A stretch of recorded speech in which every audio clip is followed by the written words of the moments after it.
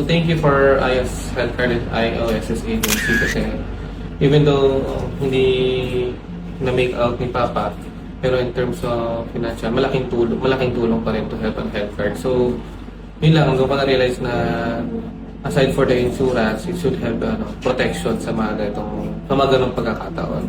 So, it's better to be wiser kaysa mas mahirapan sa huli. So, it's a big help siguro talaga sa Filipino people and community natin.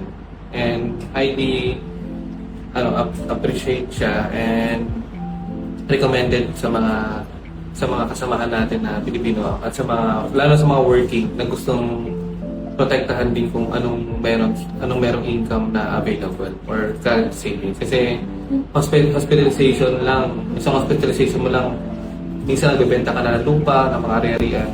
Pero may mga ganitong paghahanda, siguro may iwasan yun. So, thank you. Thank you for the management.